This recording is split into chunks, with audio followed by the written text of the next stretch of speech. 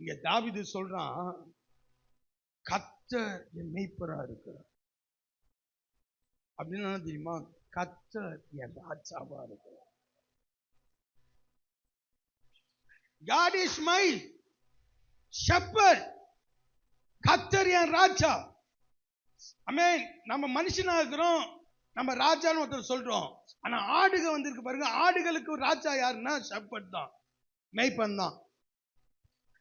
அவன் தான் எங்க உட்காரணும்னு சொல்றான், எங்க போகணும்னு சொல்றான், என்ன சாப்பிடணும்னு சொல்றான், என்ன குடிக்கணும்னு சொல்றான். அந்த ஆடுகளை அவன் தான் ஆளுகை செய்யறான். அதனால அவன் தான் ஷெப்பர்ட், அவன் தான் ராஜா. ஹல்லேலூயா. பிரைஸ் சொல்ல. மனுஷனுக்கு ஒருத்தன் நடத்துறான்னா அவன் ராஜா, ஆடுகளை ஒருத்தன் நடத்துறான்னா அவன் மேய்ப்பன். ஹல்லேலூயா. அப்ப கர்த்தர் என் மேய்ப்பர் அப்படின்னா கர்த்தர் என் ராஜான்னு அர்த்தம். அவன் தன்னை ஆடு மாதிரி நினைச்சுக்கிறான், கர்த்தர் என்ன பண்றான்? மேய்ப்பரா நினைச்சுக்கிறான். ஆமென். ஹல்லேலூயா.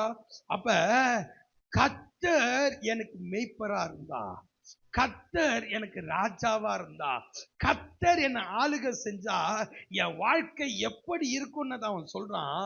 என்ன சொல்றான்னா, நான் தாழ்ச்சி சொல்ல, நான் தாழ்ச்சி. இத்தனை நாள் சொல்லினே இருந்தீங்கல்ல, இதுக்கு அர்த்தம் என்னன்னு தெரியுமா உங்களுக்கு? வசனம் சொன்னீங்களா, அர்த்தம் என்ன? வாழ்க்கையில ஒரு குறையும் இல்லாம இருக்கிறது. நம்மளுக்கு எல்லாருக்கும் இந்த வசனம் தெரியுமா? எல்லாருக்கும் வசனம் தெரியுமா? ஆனா ஏன் இது மாதிரி நம்ம வாழ்க்கை இல்ல? எல்லாருக்கும் வசனம் தெரியும்ல, சின்ன பசங்களுக்கு கூட தெரியும். ஏன்னா சண்டே கிளாஸ்ல என்னமா சொல்லி தரீங்களா இல்லையா? அந்த வசனத்தை சண்டே கிளாஸ்ல இருந்து சொல்லி தராங்க. கர்த்தர் என் மேய்ப்பரா இருக்கிறார், நான் தாழ்ச்சி அடையேன் சொல்லினே இருக்கிறோம்ல. ஏன் கர்த்தர் என் மேய்ப்பரா இருக்கிறார், நான் தாழ்ச்சி அடையேங்கிற வசனம் நம்மளுக்கு தெரியுது, அதுக்கு அர்த்தம் என்னன்னு கூட நம்மளுக்கு தெரியுது. ஆனா ஏன் வாழ்க்கை அப்படி இல்லை? ஏன்னா அப்படி விரும்புறது இல்லை. அவர் ராஜ்யம் என் வாழ்க்கையில வரணும்னு நம்ம விரும்புறது இல்லை. அவர் ராஜ்யம் என் வாழ்க்கையில வரணும்னு விரும்புறது இல்லை. அவர் ராஜ்யம் என் வாழ்க்கையில செயல்படணும்னு விரும்புறது இல்லை. நம்ம கூப்பிடுறதே இல்லை. ஆமென். தாழ்ச்சி இல்லாத ஒரு வாழ்க்கையை நான் வாழணும். கர்த்தர் என் மேய்ப்பரா இருந்தா தாழ்ச்சி இல்லாத ஒரு வாழ்க்கையை நான் வாழணும்.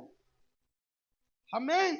சும்மா வசனம் அங்கே 23:1 இருந்தா போதாது, அந்த வசனம் என் வாயில இருந்தா போதாது, அந்த அறிவு என் மண்டையில இருந்தா போதாது, அந்த வாழ்க்கை வாழ வேண்டும் என்கிற ஒரு விருப்பம் என் இருதயத்தில் இருக்கணும்.